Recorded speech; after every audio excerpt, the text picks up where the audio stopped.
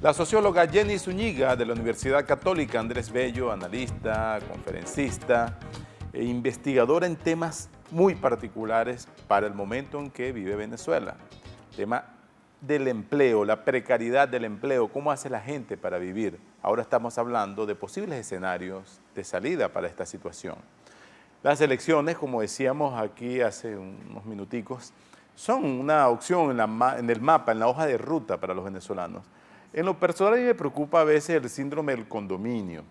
La gente, como en los condominios, no quiere hacer nada, quiere ir a votar una que otra vez y nombrar a alguien que le resuelva todos los problemas. La gravedad en Venezuela de ese síndrome es que nos ha salido muy caro porque han buscado un mesías, una bota militar que le resuelva todo el problema. ¿Eso no es un riesgo latente o la gente habrá aprendido la lección? ¿Qué han encontrado ustedes en estas investigaciones? El estudio no tiene un componente Político. Sí. Por ejemplo, nosotros hay una parte que diseñó Luis Pedro España que tiene que ver con el acceso de la población a las misiones. Y ahí encontramos que de las personas que respondieron al estudio, algo así como el 80% de ellos no había sido beneficiario de una misión. Sin embargo, esperaban poder beneficiarse de ellas. Y a las misiones a las cuales apuntaban era la misión vivienda, que nos habla de la necesidad que hay en ese sentido. Yo creo que el Estado, o mejor dicho, el gobierno, en este caso, ha jugado mucho con esas necesidades y ha entendido un lado flaco que nosotros tenemos como país. Y es que ciertamente creemos en las soluciones inmediatas, en primer lugar, o queremos las soluciones inmediatas. Y en segundo lugar, no es fácil meterle al hombro a la situación y quizás es una generalización un poco injusta, pero creo que nos cuesta asumir los costos de una transformación general del colectivo, porque prefiero mi bien individual antes que el bien colectivo. Por ejemplo, yo a veces se los explico incluso a los estudiantes en clase, les digo, ni siquiera se los explico, se los pongo patente. La fecha del examen está al día. Profe, pero es que ese día mi particularidad, yo tengo tal cosa. Es que ese día yo tengo un juego de fútbol. Las normas son estas. Nosotros vivimos con ese asunto de saltarnos las normas, de querer imponer nuestras necesidades personales ante las necesidades colectivas.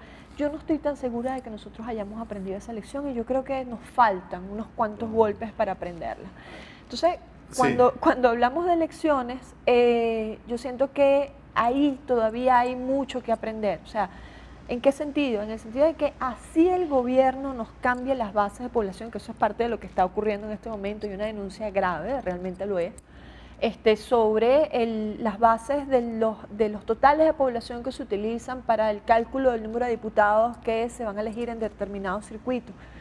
Aún con eso, si nosotros entendemos que masivamente el voto de cada uno de nosotros, la suma de todo eso, puede hacer una mella, porque no es que vamos a tumbar el gobierno, no es que al día siguiente de las elecciones ya la situación va a cambiar, no, es un paso. Y es un paso importante y que después hay que hacer un esfuerzo titánico por otro paso adicional.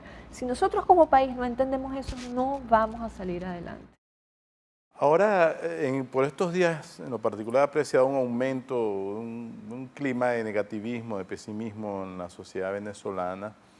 En mi opinión, tiene que ver con la falta de expectativas y de credibilidad en los que están manejando la economía y la sociedad. Por ejemplo, si no hay un plan para derrotar la inflación más alta del mundo, la expectativa es que los precios sigan subiendo. Si salen con un nuevo dólar que oficializa en 190 el tipo de cambio CIMADI, ya es una referencia reconocida que se parece más al del cambio paralelo. Esa falta de expectativas no sería el primer mensaje a romper en el discurso, al menos de la oposición, inclusive hasta del propio gobierno con sus seguidores, porque esto es un problema colectivo. Es así.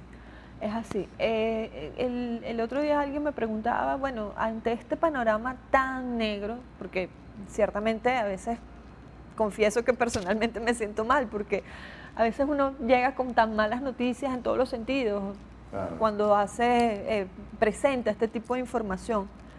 Y la gente, alguien me preguntaba, oye, pero con todo ese escenario negro, ¿hay algo en lo que tú creas que pueda servirnos para salir de esta situación? Y mi respuesta a lo mejor puede sonar muy naif, pero es realmente en lo que creo. Yo creo que sí podemos salir de esta situación y creo que podemos salir apostando en la gente. Yo creo que así como hay gente que racionaliza económicamente su situación y hace del bachaqueo una actividad económica y eso puede tener unas consecuencias nefastas como ya conversamos, también sé que esa gente quiere mejores condiciones de vida, porque además lo dicen, eso sí lo dicen las encuestas, quiero estar mejor, quiero tener posibilidades de estudiar, quiero tener posibilidades de tener un mejor empleo, de ganar más, quiero tener posibilidades de desarrollarme como persona.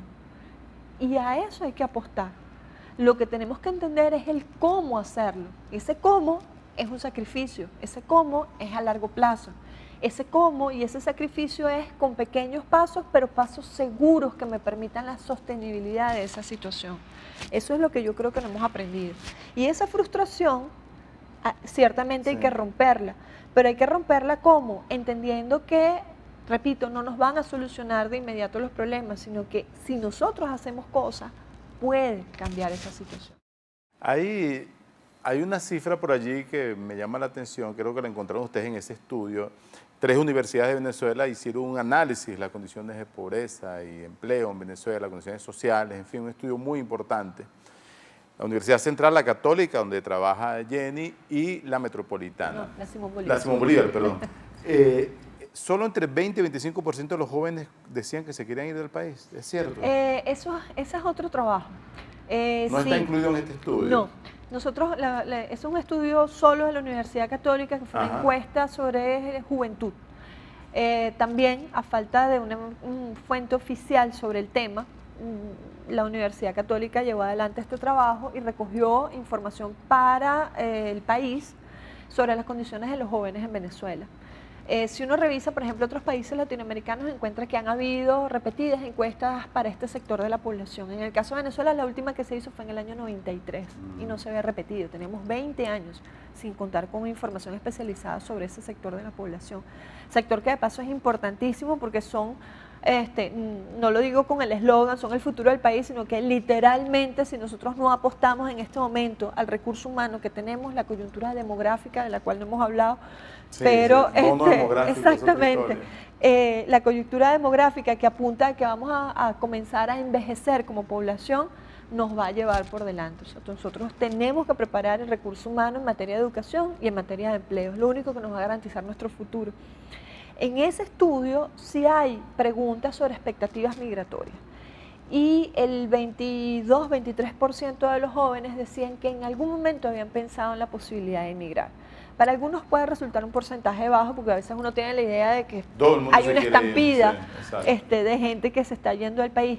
Ciertamente hay una estampida, pero de los círculos cercanos a uno, porque nuestra inmigración, a diferencia de la inmigración de otros países latinoamericanos como Perú o Ecuador, nuestra inmigración es migración de la clase media calificada y de la población un poquito más joven. Entonces uno tiene esa sensación de estampida, pero cuando se va a los datos a nivel nacional, no es el 70%, que es lo que uno puede creer, es un 23%, pero un 23% es mucho. Y muy valioso, porque un 23 de un recurso humano en el cual el país invirtió mucho. Exactamente. Entonces, y eso responde también a esa falta de expectativa o esa expectativa negativa a la cual tú hacías alusión. O sea, los jóvenes ante la imposibilidad de visualizarse de manera independiente, como un sujeto en el que yo puedo, trabajar, pagarme mi alquiler, optar a comprarme un apartamento, tener un carro, independizarme con mi familia, son cada vez más limitadas. Pues sabemos que las posibilidades afuera en este momento son más altas, aún teniendo un empleo de una calificación menor que digamos, académicamente para lo que estoy formado, pero apuestan a eso, y eso es triste para el país. esperemos que en algún momento apuesten por el país también. Jenny, gracias por este rato, por esta conversación. Como decía Serrat, nunca es triste la verdad, lo que no tiene remedio, pero en este caso sí hay remedio. Yo creo que tiene que ver con una decisión colectiva. Así es. Bueno, gracias a Jenny Zúñiga, investigadora, socióloga de la Universidad Católica Andrés Bello, experta en temas de empleo, precariedad del empleo, en este caso en Venezuela, paradójicamente. Esto es Análisis Venezolano, ha sido un gusto acompañarles y esperamos que para ustedes también haya sido un gusto habernos recibido para llevarles estos análisis, estas reflexiones sobre un país que necesita el esfuerzo de todos y una reconstrucción urgente. Soy Omar Lugo, mi Twitter @OmarLugo disponible para comentarios. Hasta pronto.